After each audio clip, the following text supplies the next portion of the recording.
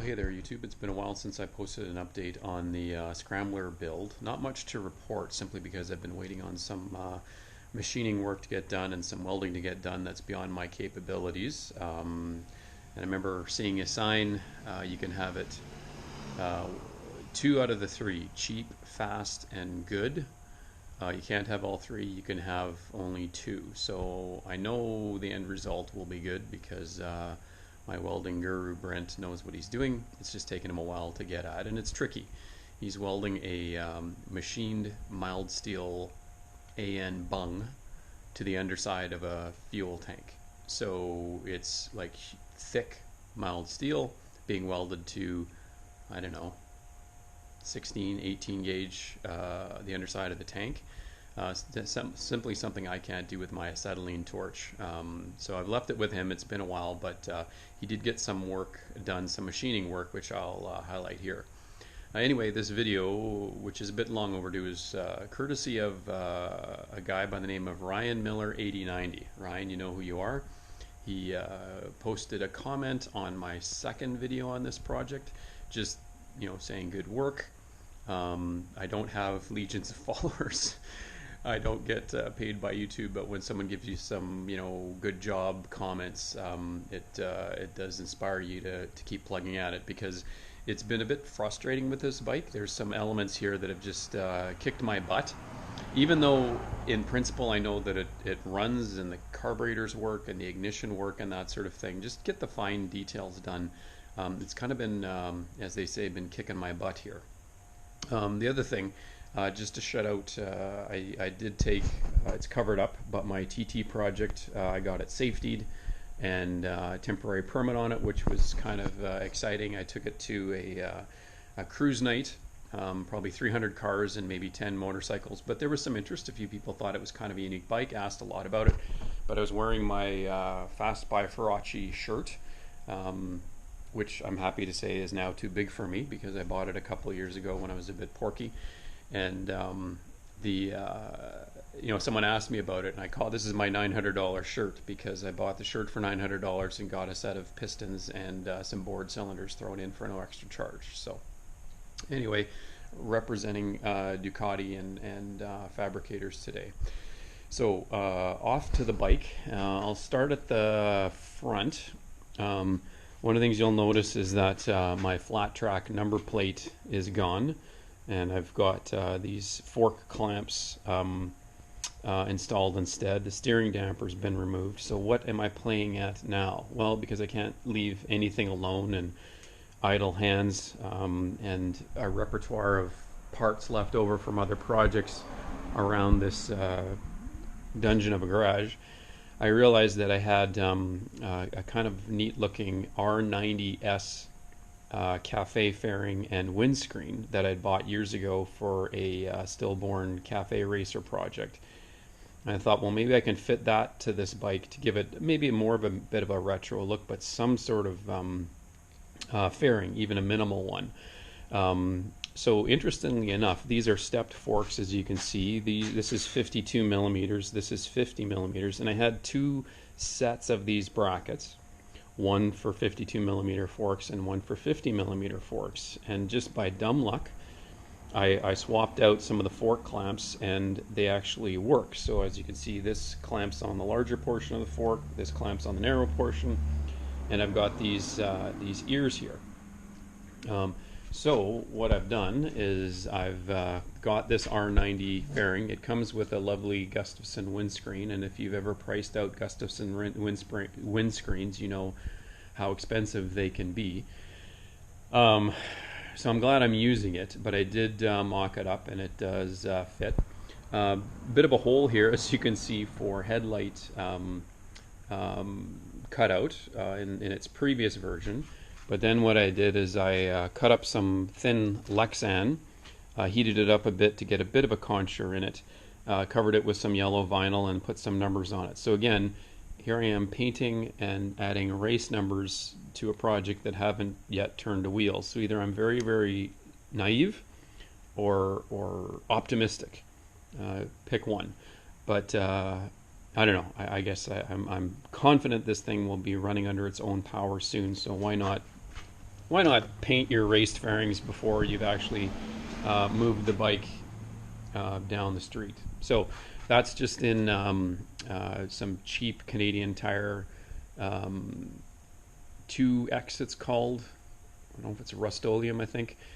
Gray primer, black paint, which I've used on the tail and the belly pan.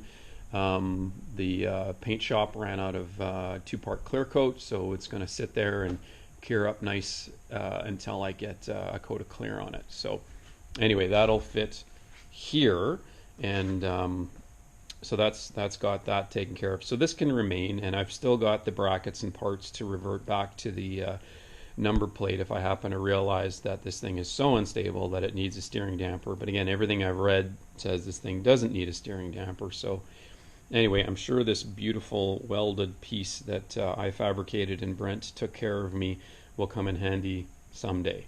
Never hurts to have spots to bolt stuff to on a project bike. So then what I was able to do is that these clamps here, which originally clamped on the number plate, I'm going to see if I can use them as a steering stop, because there is no steering stop on this thing. There was a couple of companies in the UK that sold these in like a composite material, Delrin or plastic or something like that.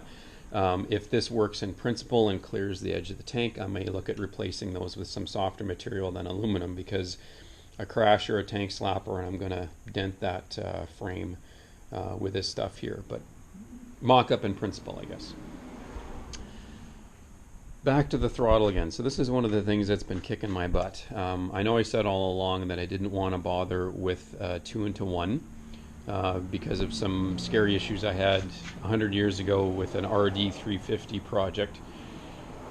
So I did buy some parts, a 2-into-1 splitter cable, a Motion Pro throttle. I started to mock it up the other day, and I just I couldn't get it to work properly. I did solder on the cable ends, but it became really stiff and sticky, and I can use the Motion Pro single throw pull throttle on the TT project because that current throttle has too much turn. But I'm back to the TZ throttle, so then I went and took a look at the cam of this and see if I can adjust the cam.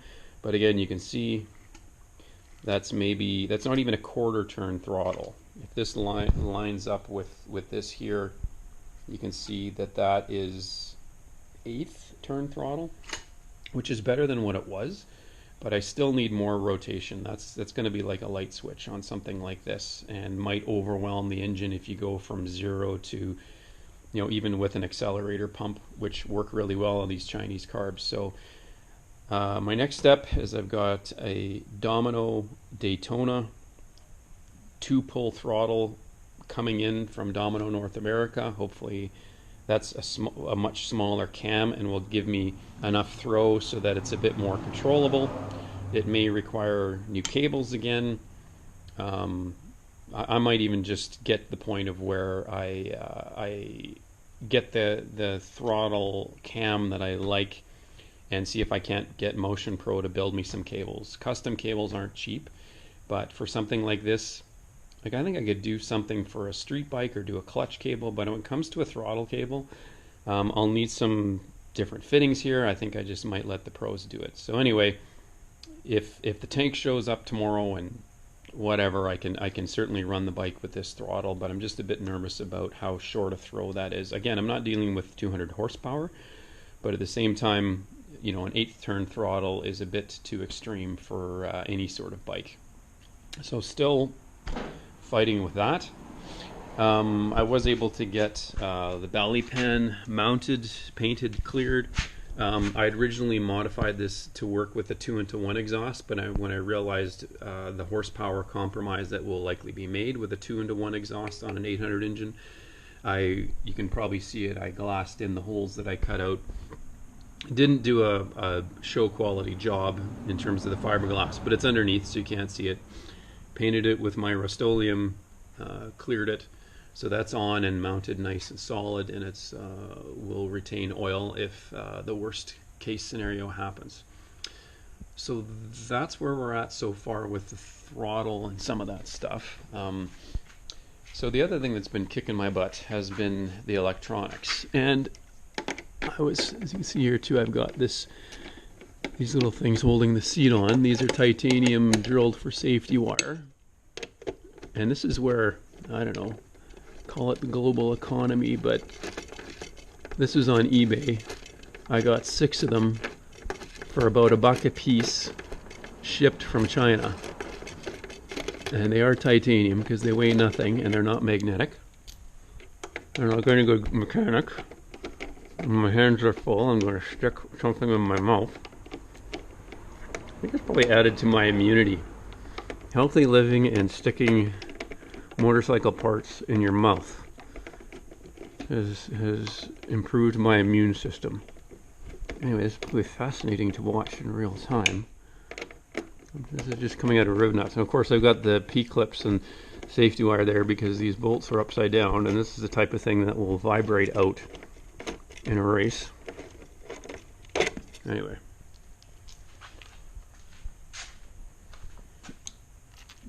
And they're anodized gold.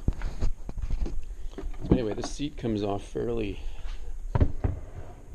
simply. And I guess this probably looks worse than it actually is. Were you recording? Sorry about that. Had to pause for a commercial break. Yeah, as I was saying, it looks like a bit of a rat's nest, and I don't know if this is a combination of there's just so little space to mount everything back here. And I did cut off a section of the rear subframe. You know, in order to save some weight, and I'm not carrying a passenger and all that sort of stuff. But, you know, I think with this bike, you know, the lack of space up front, it, you know, ran a 2-into-1 manifold and a throttle body. You know, they did mount coils at a different spot up here. But yeah, for some reason, probably there's a reason why they originally had the shock mounted off to this side, because it leaves you much more room underneath here to mount stuff. But anyway, space is very constricted on this thing. So anyway, again, I've got everything mounted the way I want to, but I'm very sensitive to, you know, the effects of vibration and all that stuff on wiring. I don't want anything rubbing, anything chafing, that sort of thing. So I'm sure a slightly larger frame would have afforded me more room to mount all this stuff. But anyway, so the Ignitec is still where it always has been. You know, the starter solenoid is here. So I had to remake this this high tension lead wire here, because I also bought a 4-cell battery to work with this race bike. So over here I've got 2 of these things, and these are a pretty penny, but again, it's magic. This weighs about 1.5 pounds. And it's an 8-cell lithium-ion battery that will fire up a big V-twin. So that's in the TT project. And then this little smaller one is the race bike project, and it's a 4-cell battery. It's not one that you can use every day or use on your daily driver, but for a track bike, you know, it's certainly suitable. And I've tested it, and it'll turn this bike over no problem. It's not super high compression, but still. So anyway, this will slide in here. But it's just, I guess the other thing that I've noticed on the TT project is that the TT tail section is much wider here. There's much more room to mount things, whereas with that Cafe Racer style rear bubble, everything's really tight and confined. But I think I've got things now. I still need to secure this fuse for the regularity rectifier, but yeah, I think I've got things the way I want them to, and I'll start zip tying things in place to keep them more secure for now. But yeah, nothing's under too much tension, nothing's being pulled, you know, too much. So, you know, a little bit of vibration and that'll be fine. But yeah, so this is the solenoid wire. This is the main 12-volt positive for the entire simplified wiring system, and this is the additional wire for the regularity rectifier. The same way, here's your ground, and this is the negative terminal for the regularity rectifier. So Anyway, reminder for me, positive, negative, can't have enough of those explanations on there. And just a reminder to loop regularly rectifiers wires behind, so it sort of sits like this. So what that's meant is that, and it's okay because this is not the lightest weight tail section, but I've just progressively cut a bigger hole underneath here just to allow the wires to sit the way I want them to, and not chafe on the edges. So it's made for a heavier seat, and I can see why the few guys that have turned these scramblers into dedicated full-time track bikes have come up with another seat solution. And ultimately I may go that direction just to give some more clearance, but in all likelihood, again, I shortened up these wires where these two fuses go significantly. I probably could have taken more material off, but I also don't want it too tight so that anything's pulled and that sort of thing. The worst thing at a track is that if you have a mechanical issue, you can sometimes repair it. If you have a fueling issue, you can sometimes repair it, but rarely do you take heat shrink connectors and soldering irons to a track day in case you have some sort of wiring glitch. But anyway, it's funny in that this seat rail is super narrow, and there's not a whole lot of room around the seat, but right where you sit, it seems kind of wide right here. You can see it is. So anyway, it's just the oddball part of this project. So yeah, anyway, the wiring all works. I tested it again. The idiot lights work, the tack works, the oil temp sensor works. I even turned it over a few times. I haven't run it since my last video, just because it doesn't make any sense at this point. I'll just wait to what am I waiting for? Waiting for the tank to come, I guess, because I've got some things I need to do here. I want to put in a little inline fuel filter, and then a quick disconnect here too, which will act as the shut off for the fuel tank. I've got a dry brake connector here from Motion Pro, so I can remove the tank. What else? Oh yeah, so again, if you've been following this, I've moved the battery 2 or 3 times. I've moved the regulator rectifier, I think 3 times now, but I think I've come up with a location that I'm happy with.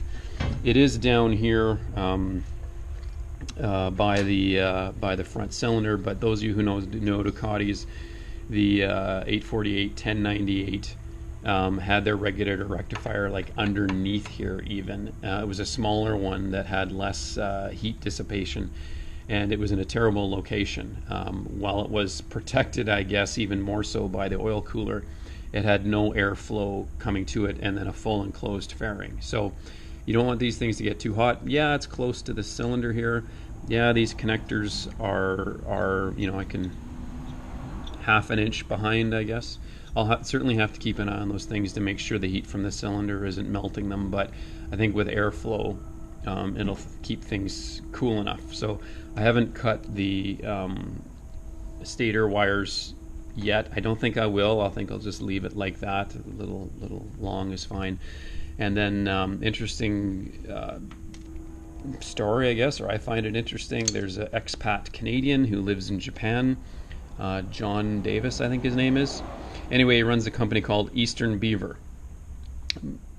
Make what you will with that name. Of course, the beaver is Canada's national animal. He's living in Japan, some expat of some sort. Maybe he married a local. Anyway, he has an online page where he sells stuff like this, and again, it's proper. This is the first one I had, and it came with this circuit breaker, which I guess is good in that if you have charging issues, it'll reset. This one runs with a fuse, but again, it just wasn't. This just caused more problems than it was worth, and it ended up being a bit short now that I've moved this here. But at least my belt covers aren't covered by this thing anymore, and it's in as good a location, I guess, as the other side. Ideally, I would have loved this tucked away a bit more, but it needs to get some cooling to keep it cool, obviously. So yeah, so that wiring routes up underneath here. The guy cut these wires to length. I might reroute the negative terminal slightly, run it along here and up, but yeah, those are decisions that can be made at a later time. So a few more details. I need to secure this wiring a bit better, which shouldn't take too long. I can make a little angle bracket to hold that there, but keep all this stuff tucked out of the way. But anyway, that's where we're at here. So a bit more of hurry up and wait when it comes to the tank getting done. But we're getting definitely a lot closer. Oh, one last thing. This is getting long in the tooth here, this video, but I think I might have showed it on an earlier video. So this is a stock Ducati countershaft sprocket, and you can either mount it this way facing out or this way facing out.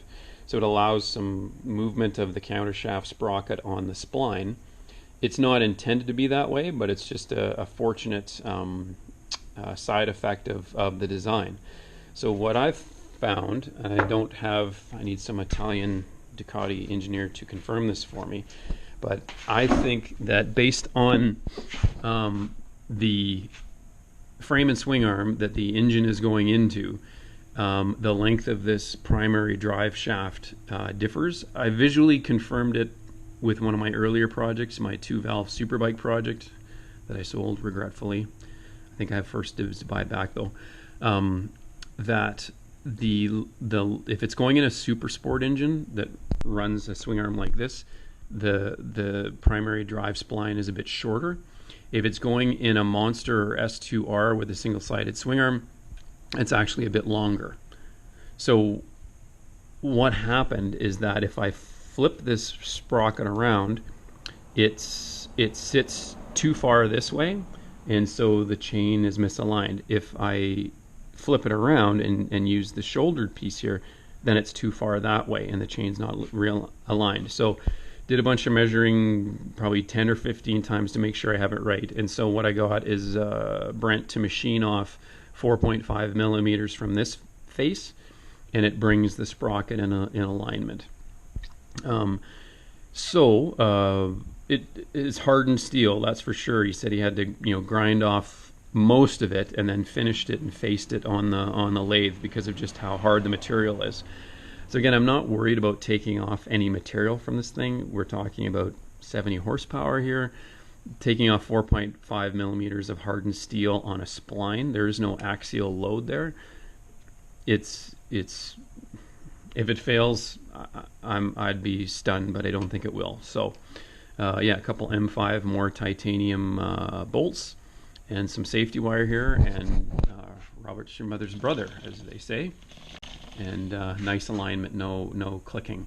It's a 14-tooth front countershaft sprocket, so you can see that it does ride on the Delrin bushing when it's unloaded, but with my 175-pound butt on there, obviously the swing arm is going to drop a bit, and there'll be less drag on there. But I based the gearing on, I think, the stock gearing of S2R engine. So I found that with Ducati engines, varies wildly. Like some of them have super short gearing, but probably they're I don't know if it's primary drive or this is the primary drive, but obviously the internal gearing changes from bike to bike, and the stock primary drive gearing changes drastically. So anyway, that was a pretty ugly job, but I'm glad Brent was able to do it, and it's lined up well. So yeah, I think that's it for an update. Yeah, just the next step is patiently waiting for the fuel tank to get finished, and running it in again. I could put up the accessory fuel tank bottle and run it again, but don't need to at this point. I know the engine runs. I did change some jetting based on some other guys who have used these carburetors. I've got some proper Kean needle jets with a slightly different taper, which was recommended. And these things came stock with, and again, these are Chinese jet numbers, 170 main. I knocked it down to a 155, I believe. But these come with a bunch of different jets, so I can always change the main jetting if I need to. But as you heard on the last video, it ran on whatever was in their stock. So I guess next steps is getting that throttle sorted out. There's a fourth or fifth option even that I'm looking at in case the Domino throttle does not suit my needs. It's certainly way smaller than this cam here. Unfortunately, by modifying this one in a desperate attempt to get this to work properly, I don't think anyone wants to buy a modified TZ250 dual pole throttle. So this might be a bit of wall art, but that's what happens. And the fuel tank, and that's about it at this point. Yeah, so anyway, for those of you who are checking back regularly, thanks for doing that. Again, I'm not going to make money off YouTube or monetize this channel by any means. People seem more interested in watching other channels, which, I don't know, to me are just guys bolting on new parts to almost new bikes, but I watch them too. This is definitely a unique obsession of mine. So, and I wasn't about ready to give up, but I was sure frustrated with things the other day. But I think I've got things sorted out to the point I'm at least satisfied with it for now. So anyway, yeah, like I said, I'll keep plugging away on this, and we'll post an update when new parts come in. So again, thanks for watching. Check back soon, and yeah, like and subscribe.